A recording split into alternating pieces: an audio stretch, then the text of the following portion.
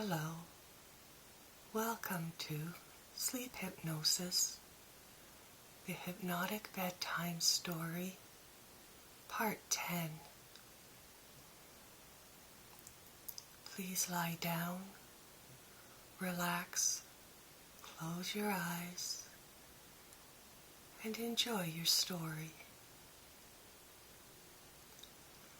Focus on how you feel right now.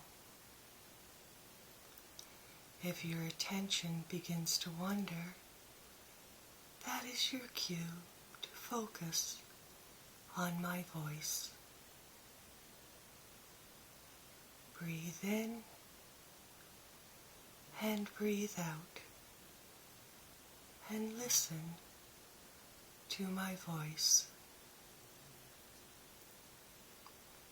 As you focus on your breathing, you may notice that your breathing is slowing down. Relax into your breathing. Just let it breathe. Let it go. You are about to embark on an adventure in your own mind. As you do this, you will follow whatever feels good and right for you. Breathe in deeply and exhale fully.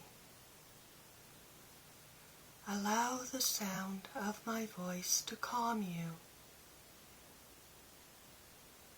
Your thoughts will begin to quiet as you listen to my voice.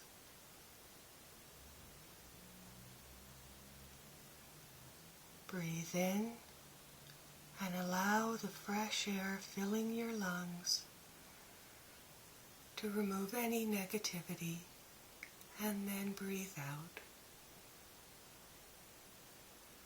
You are beginning to feel very heavy, very sleepy, and very drowsy as you can feel yourself sinking into your bed. Allow your mind to just drift and wander. You are drifting down deeper and deeper into a calm and relaxed state.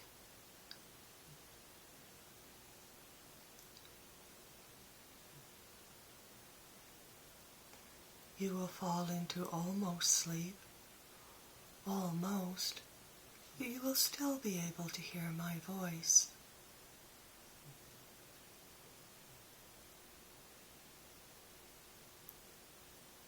Imagine my words as I speak them, forming words that you can see in your imagination. See my words forming sentences and scrolling across. As my words are forming sentences and scrolling across, they can be any font or any color or any style you choose.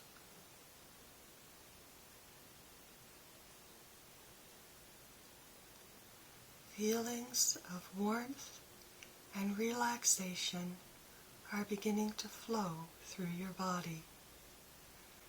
These feelings of warmth and relaxation are traveling from your feet, up your legs, across your stomach and chest. Your behind relaxes and sinks into the bed. The feeling travels up your back, through your shoulders and into your arms and hands. You feel warm, loved, and comfortable. Release all tension from your neck and your head. Relax your forehead, the muscles around your eyes, your cheeks, and your jaw unclenches. Your mouth falls slightly open. Your mind beyond your mind will understand what I am saying. Your mind is completely empty and just hears my voice. Feel yourself floating in the soft blackness. You feel yourself sinking deeper and deeper. As you are now, you can allow your mind to just drift and wander, drift and wander. You feel warm, loved, and comfortable.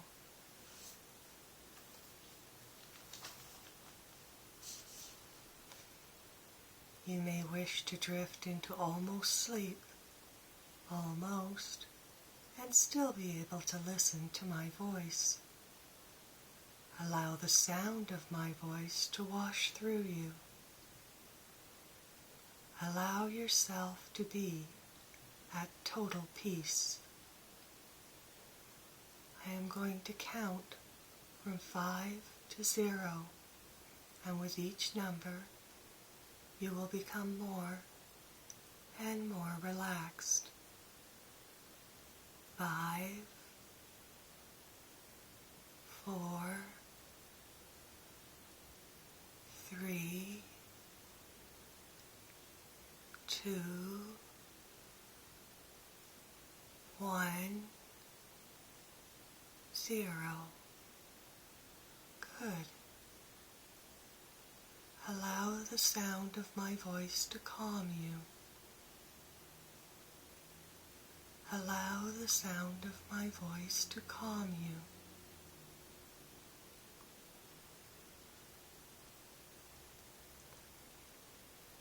You are feeling a wonderful sense of deep calm and relaxation.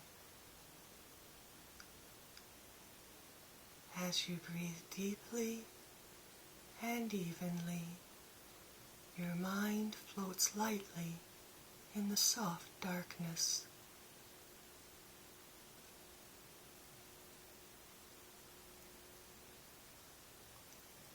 You wish to remain in this deeply relaxed state while you are listening to your story.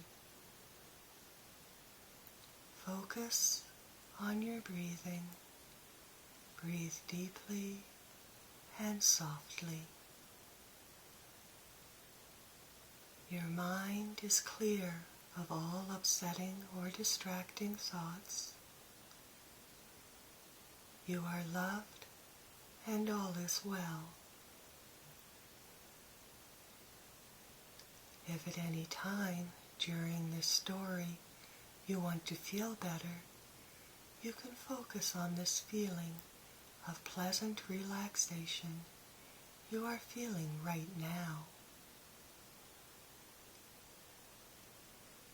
This feeling of pleasurable relaxation is traveling throughout your entire body. You feel encased in a warm and loving consciousness. You are ready now to let go, completely relax, and listen to your story.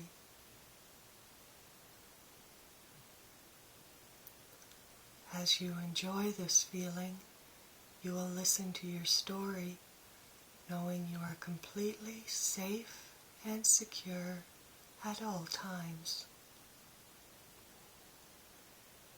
Peace, love, and happiness will be your dominant feelings throughout the story. Right now, the only thing that really matters is to drift deeper and deeper into this feeling. Feel yourself drifting off to almost sleep. Feel the feeling you get just before you fall asleep. Your mind is calm, quiet, and alert, and it knows that by listening to this, it is increasing its intelligence. After the story, you will fall asleep, and tomorrow you will be fully awake, alert, and ready to do what needs to be done.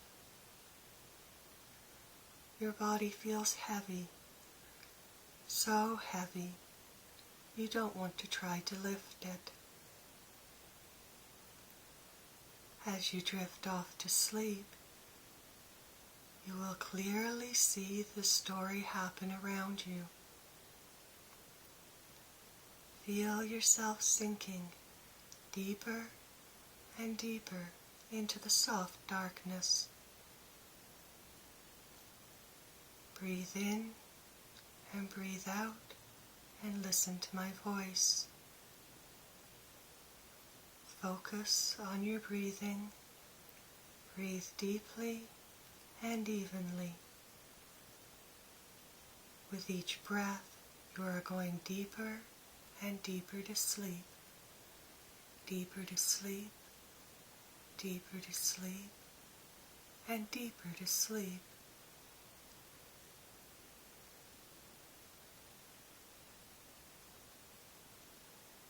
You are breathing slowly and calmly.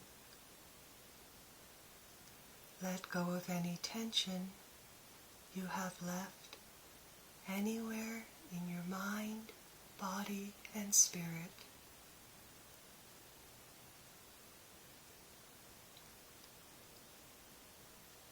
Focus on my voice. Your mind is completely empty and ready to hear your story. As you lie there in the darkness, you begin to feel yourself starting to float. At first, you're floating up in complete and total darkness. You float up and up.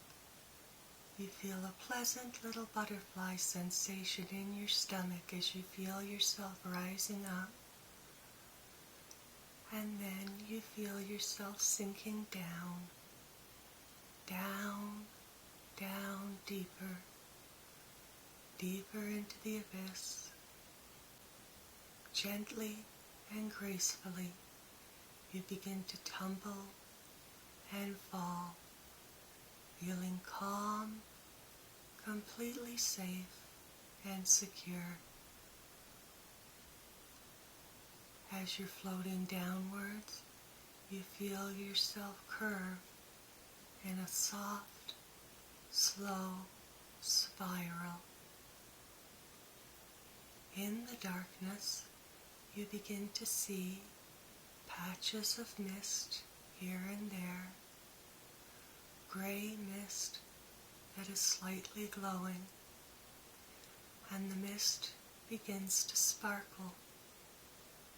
The patches of mist floating in the darkness are beginning to sparkle, and the sparkles turn to stars, and the stars turn to galaxies, and you are drifting and floating in space amongst galaxies, here and there, some of them very near, you pass by, some of them look very, very far away. You feel completely calm and at peace, watching the lights, and then up ahead you see a nebula, a great cloud of gas. Around the left side, it is red, orange, and yellow. Towards the right side, blue, pink, and purple. You will yourself to travel towards it, and as you fall into it, the colors in the mist begin to swirl. And you see the reds and the yellows and the blues are beginning to swirl around you, swirling like a whirlpool that you're sinking down deeper and deeper in. At the end of the whirlpool, you see a dark tunnel, and you travel into the tunnel, and everything's black again. except on the tunnel, once in a while, are little lines and spirals going around the outside. Every once in a while, there are little lines and spirals going around the walls of the tunnel as you float slowly through it. The lines and the spirals are white and thin and slightly glowing. They begin traveling past you faster and faster, but you don't feel like you're moving at all. You feel like you're staying completely still and that the tunnel is traveling past you faster and faster till the little white lines and spirals become a blur, but you stay very still. You sense no motion. Then, up ahead, you see a dark spot that is the end of the tunnel, and very quickly the dark spot travels towards you, and you are standing, suddenly standing on solid ground. You look around you, and in the dim light, you see you are in a tunnel, deep beneath the earth, chiseled roughly through the rock. The floor is dark and damp. The walls are of colored stone. Some are gray, but there is also pinks and greens and oranges. Some of it looks like it's running down the sides of the cave or the tunnel, almost like wax.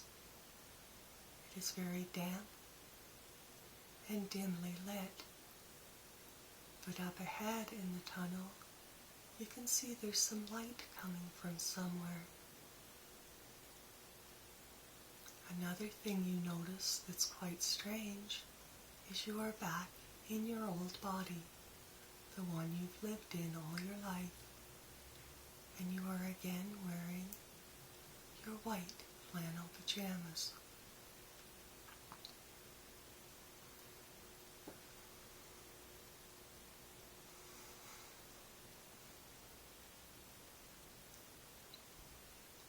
On your feet are your favorite slippers. You liked your old, brand new body with its youth and its strength, but you're also very happy to be in your old body where you feel the most comfortable. You walk along the tunnel towards the light, and you can see an opening in the side of the tunnel. You step through it, and you are in a cave that is open to the outside. The walls in the cave are gray, and in places here and there you can see old cave paintings.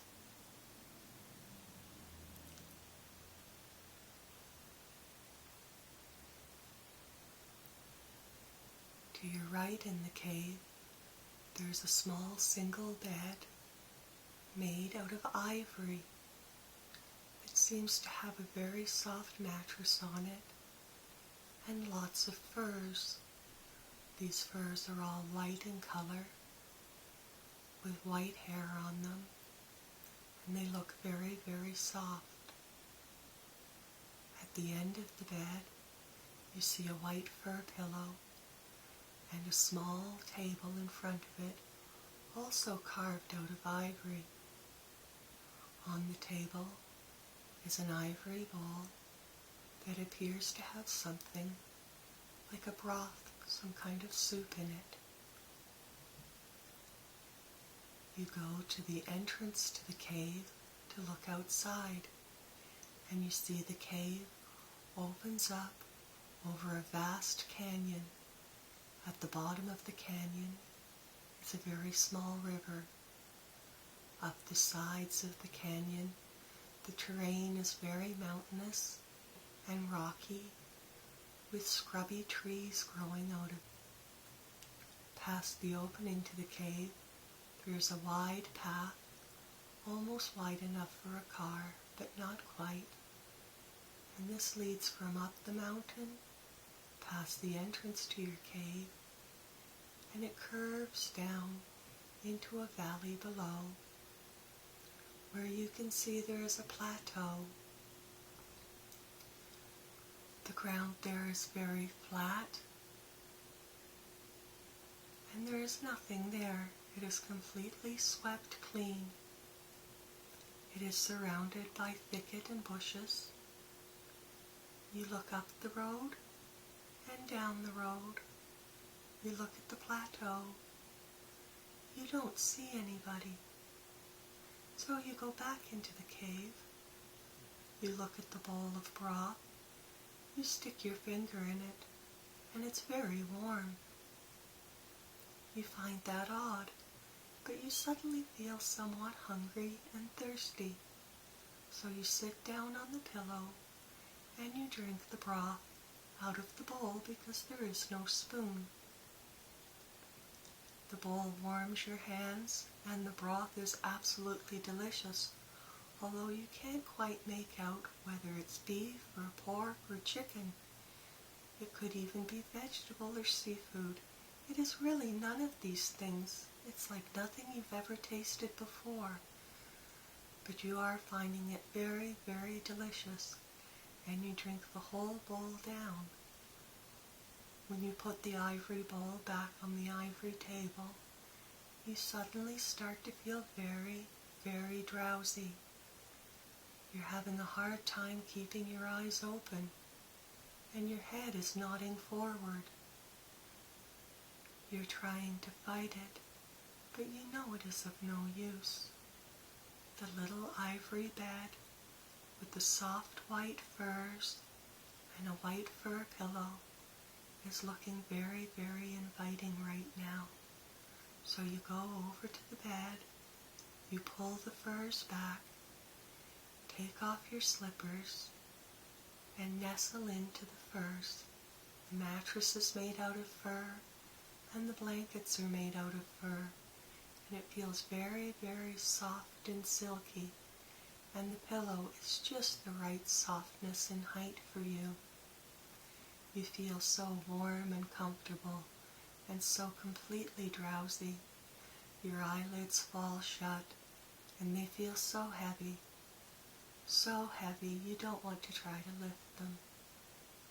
And you begin sinking off deeper and deeper into the soft blackness, and then you feel a short falling sensation as you slip out of consciousness into sleep. As you lie there, part of you wakes up a little bit, and you can hear yourself snoring softly. It's a very pleasant sound. You listen to yourself snoring softly, and part of you can feel your whole body feels very heavy, tingly, and almost numb as you drift off again. You don't know how much time has passed, but when you open your eyes, sitting on the fur pillow at the end of the bed is a very white, hairy, ape-like man thing that's quite tall. Right away, you notice this to be the Sasquatch, perhaps, or what some people have called an abominable snowman. He is sitting, smiling at you with very pointy teeth, but you don't feel afraid because in his hands he is holding a book. And you know, anyone who likes to read books doesn't do anyone any harm. So you sit up, rub your sleepy eyes, get them to focus, and ask him what you're doing there.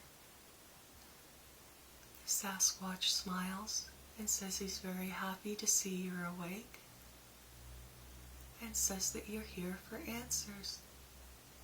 He asks you, didn't you ask for answers? You nod and say that you did. He smiles and tells you that your questions will be answered soon. He can't tell you, but he can show you. And he stands up, all of about 7-8 feet tall. And he tells you to get up and to follow him. So you climb out of the warm bed and feel just a little chilly as you put on your slippers. The Sasquatch reaches in amongst the furs on the bed, pulls one out, and you realize that this one is a long robe that goes down to your knees, has long sleeves, just a little too long, just past your hands, and it also has a very large hood. You don't need to wear the hood, it's not that cold. You realize this very large coat is probably a tight little jacket on the Sasquatch if he was to wear it. It is made out of soft, white fur that looks very much like the Sasquatch himself. This troubles you a bit as you look around at the ivory furniture and the fur of the coat and on the bed. And he smiles and he says, "This is why you never find one of our bodies. We use our ancestors." You find that slightly creepy, but you don't say so because you don't want to be rude. And you follow him out of the cave and onto the path, and you begin walking down the path towards the little plateau. As you're walking along the path, you look far, far down to the little river at the bottom of the canyon. The air is just slightly chilly, but the sun is very, very warm.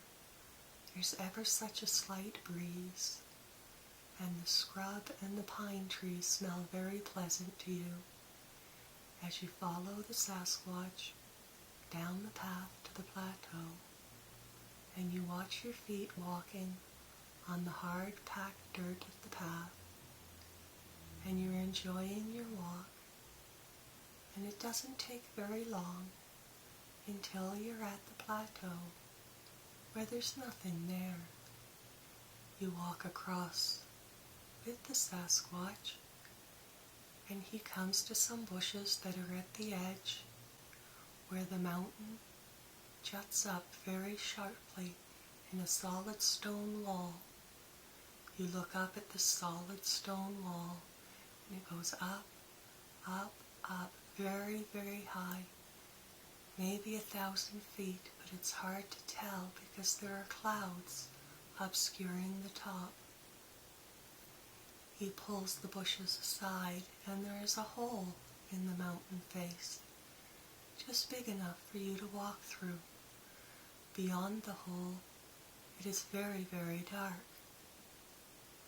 He motions towards it and says, "When you go through there, that is the tunnel to all the answers to all your questions ever since this adventure began." You ask if he'd be coming with you, and he shakes his head no, that this is a trip that only you can make, and you're going to have to go alone. He asks you if you still have your crystal, and you feel in your pocket, and you do. So you pull your crystal out and show it to him. He takes it in his very large and stubby, furry white thumb and forefinger, and holds it up in front of you, and tells you to gaze within it and look very, very carefully at what you see inside, because in the middle is going to be the answer to all your questions and the key to your ultimate happiness. So you stare in the middle of it, and you see little shards of white light and rainbow light, and as he turns it ever so slightly, these little bits of colored light begin to form together, and you see a very small, miniature picture of your cabin in the mountains. He asks you if you see anything, and you say that you do. So he hands the crystal back to you, and he says, "Once your questions have been answered, that is when you can go home." You put the crystal back in your pocket, and you shake his big, warm, furry hand and thank him for his help as he again pulls the bush aside, and you step through, into the cave. This cave is a tunnel very much like the one you were in not so long before. As you walk along inside it, the light from behind from outside is beginning to fade, and you're having a more and more difficult time making out the colored stone formations. As you walk up ahead, you're seeing a little bit of hazy gray light in the darkness, and you continue to walk towards that. As you do, you notice that you're beginning to be able to see the walls again, but instead of the stone formations you were seeing before, these walls are made out of brick. You look down at the floor, and you're seeing cobblestones. You continue to walk, and the gray light gets a little brighter, and when you look up, you're looking at a misty, foggy sky. The light is very dim. It looks as if it's evening. It's just about to get dark, and you notice you are walking on cobblestones in a narrow alley lined either side with brick walls. Off in the distance, you hear the clip-clop of horses' hooves. You find this very odd and continue to walk towards this sound. Soon you come to a street. There are horses going back and forth on the street, some of them pulling buggies, some of them with riders. There are people walking along the street. The men are wearing waistcoats and top hats. The women have dresses with bustles and fancy hats. They don't seem to notice you and are paying no attention to you as you stand on the edge of the road and wait for a break in the traffic and walk across the road.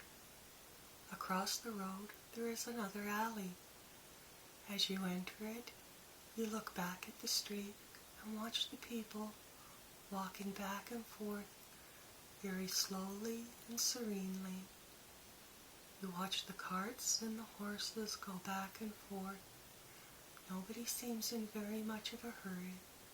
Some of the people are couples and are muttering to each other, but you can't make out what they're saying or even what language they're speaking.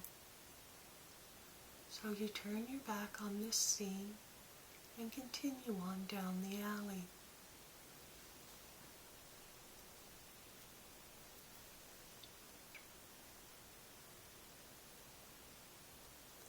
As you're walking down the alley, on the ground, leaning up against the brick wall to your right, is a little girl with blonde hair, blue eyes, a dirty face, dressed in rags with bare feet.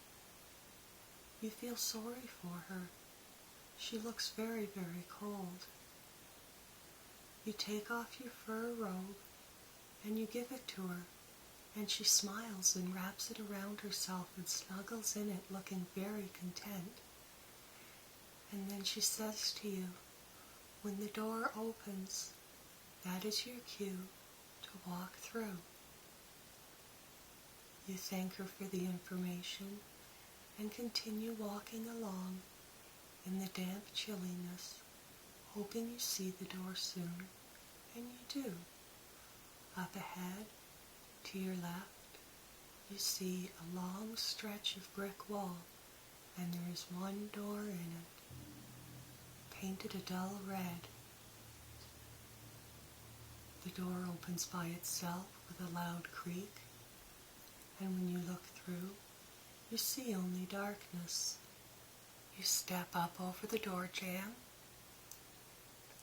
and your foot falls on solid wooden floor. So you put your other foot on the floor and look into the room, which is completely dark. You can't see a thing. You shout hello, and no one answers. and you step further into the house. A few steps in, you suddenly fall. You feel yourself falling in the darkness, only for a moment. And then you're very still, suspended in complete blackness, floating there. You turn yourself over and you look up, and far above you, you see the door, and you hear it creak as it closes. And you feel completely suspended in complete darkness. You see nothing, nothing at all, but you feel completely still, safe, and secure. Nothing moves. Everything is still, peaceful, and somehow perfect. Then, something begins to loom up in front of you, and you realize that there is some dim light, but it has nothing to light up, and that's why you couldn't see it. Now that there's something coming up in front of you, you can make out that it is the old elevator. Your hands reach out to it, and you can feel the dirt and the grass and the rough metal as it passes you by, but you don't feel any need to hang on to it, because you're very happy where you are. After the elevator, you see swimming towards you Sillioque. She comes out of the darkness, softly glowing, and begins to swim back and forth in front of you. She doesn't say anything, but you can feel what she's thinking. She's telling you it's all just a dream. It's all a dream. None of it is real. And she swims off.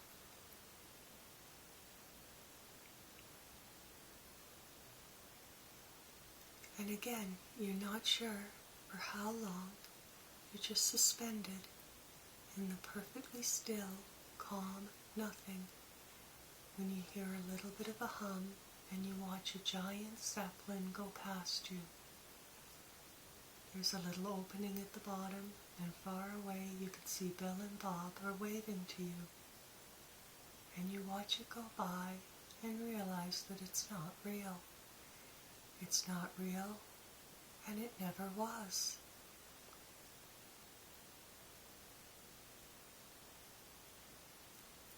Once the blimp is gone, you see coming towards you a staircase, very wide white marble staircase going up to the clouds. You are staying still. You are not floating up it. It's like it's floating below you.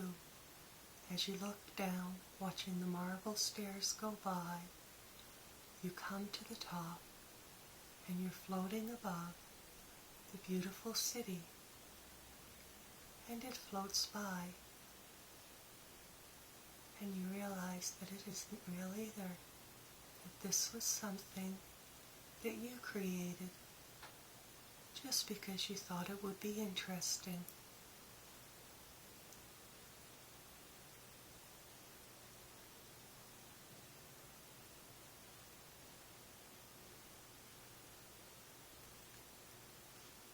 As the city falls away beneath you, you look up and you see a planet coming towards you that looks very much like Earth.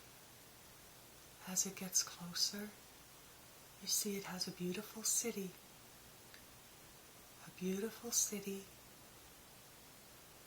and above it is floating a silver egg. The silver egg comes towards you, and it has a windshield. And behind the windshield is sitting your friend Sillioque and Sillioque in human form.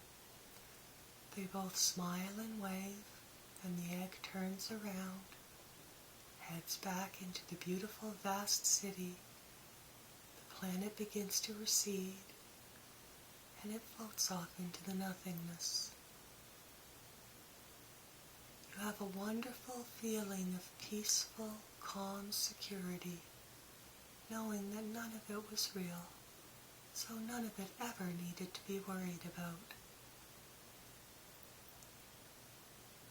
A red bird, maybe a crane or a heron, swims through the darkness towards you and then keeps going past you.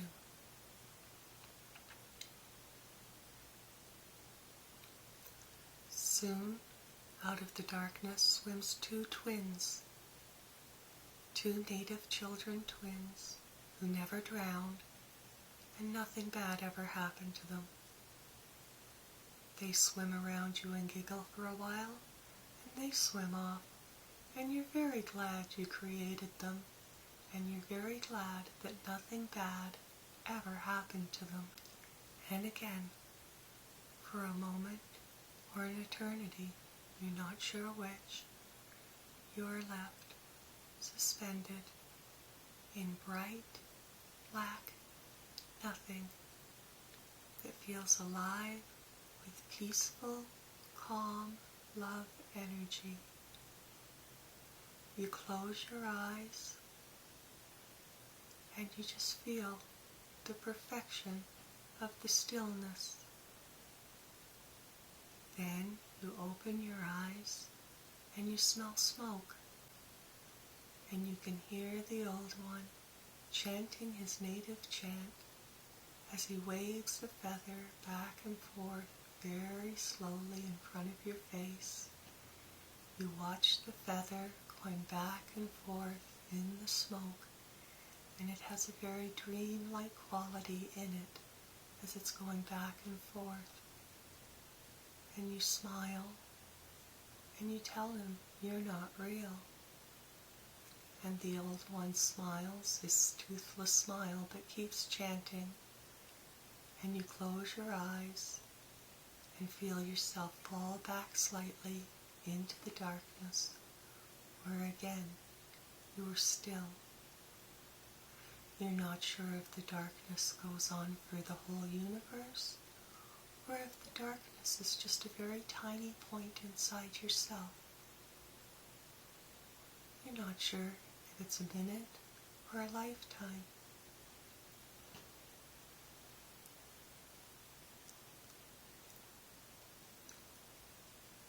You know, all these things have been imaginary, and in this place, the only person really is you.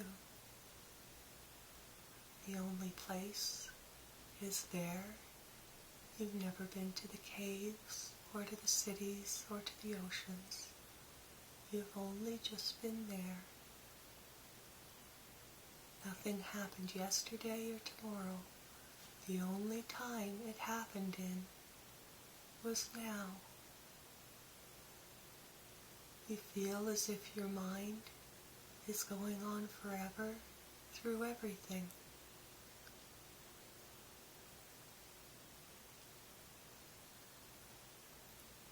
You look around, and in total darkness, you can't see your body, and you'd like to see your body. So you think, let there be light. And there is light. And you lift up your hand, and in your hand is the crystal. It has a very bright light surrounding it. You don't know where this light's coming from or going. It just is. And as the crystal sparkles in the palm of your hand, you look very closely at it and very deeply within it, and you see your cabin in the mountains.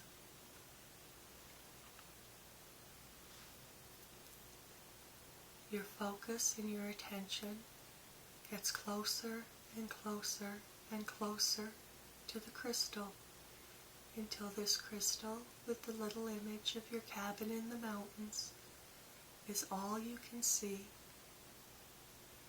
And then you close your eyes, and when you open them, you are again at your little cabin in the mountains.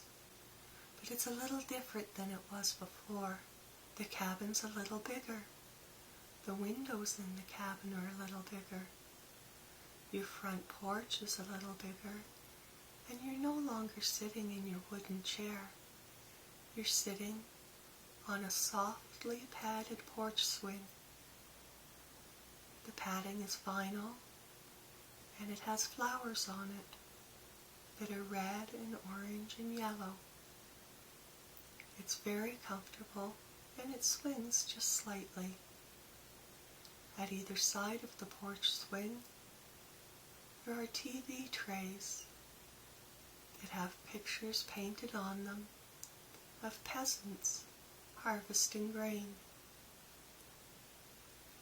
Your old porch light that buzzes above your door is still there, but there are also little white lights strung around the overhang on your front porch that add a little extra light to the still and quiet night. Then, when you look down at your feet, you are still wearing your favorite old slippers, and you are happy tonight is a warm night out. You are very, very comfortable in your flannel pajamas and your old slippers, but there's something unusual. At your feet, there is a large silver possum. It's sniffing your toes. You watch its very long, protruding nose coming out of its fat, round, slightly larger than a cat-sized furry body, and it's sniffing your toes. You enjoy this, so you just sit there and allow the possum to sniff your toes. You notice that there's a glass full of a clear red liquid sitting on one of the TV trays, and you know that this is one of your favorite drinks. There is another glass of clear red liquid sitting on the other TV tray. You find this odd, and still the possum is sniffing your toes. On the porch swing, just beside you, sitting right in the middle of the porch swing, is a bag of chips or crisps. Potato chips. It is not open, and it is your favorite flavor. You sit and watch the possum, who's now gotten bored with sniffing your toes, and he's backing up towards the edge of the porch where he just sits there watching you. You open the bag of potato chips and you listen to it crinkle in the still night air. It sounds very, very loud. You take out one of the potato chips and you throw it on the porch to the possum, who picks it up in its tiny front hands and begins eating it, and you're very happy that tonight you have a friend. Then, the same old creaky wooden screen door that's been there on your cabin all along creaks open, and through the door backs out Sillioque in human form. She's wearing white flannel pajamas just like yours, and an identical pair of comfortable slippers just like the ones you're wearing. She's carrying 2 plates, and on each plate is a sandwich, your favorite kind of sandwich. She brings one over and puts it on the TV tray closest to you. She sits down on the porch swing and puts a sandwich down on her TV tray. She rustles into the chip bag, takes out a potato chip, and throws it to the possum, who's finished his chip and is now eating another one. The swing swings slightly back and forth, and you pick up your plate with your sandwich, and you take a bite, and it is the most delicious sandwich you've ever tasted.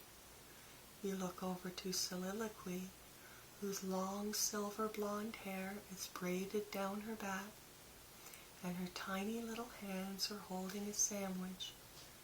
her mouth. It's still a little small for a human mouth, but looks very pretty below her large, dazzling silver eyes.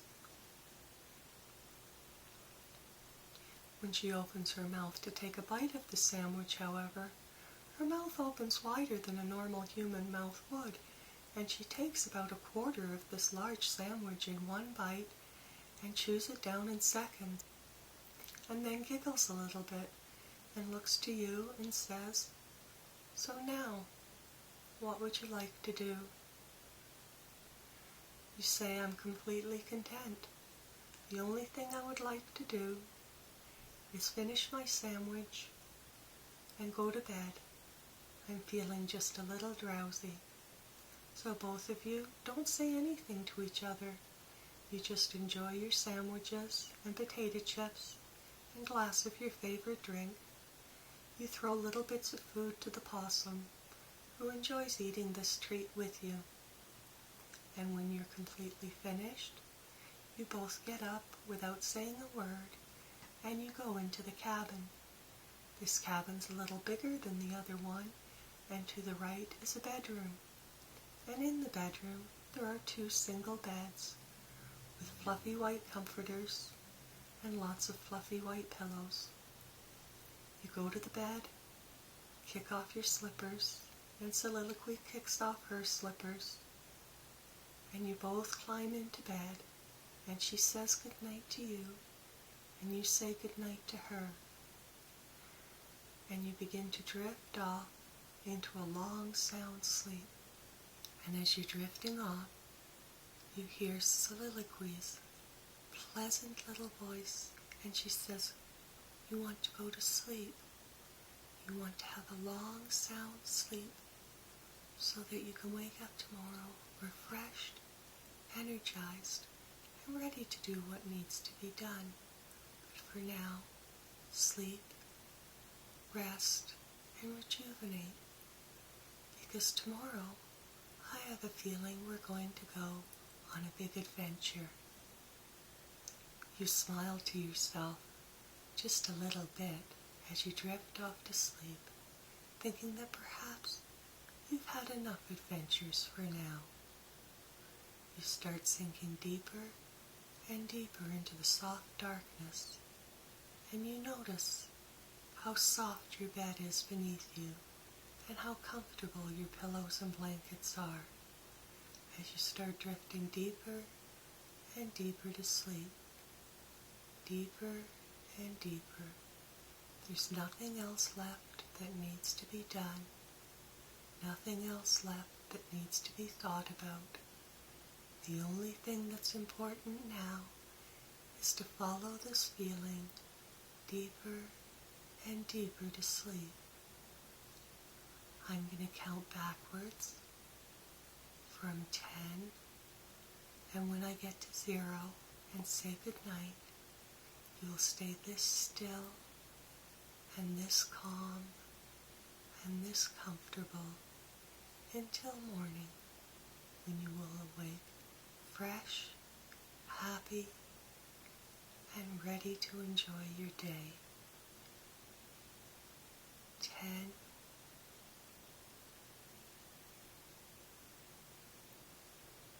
9,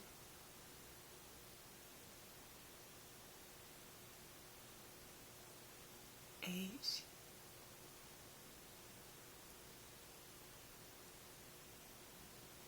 7,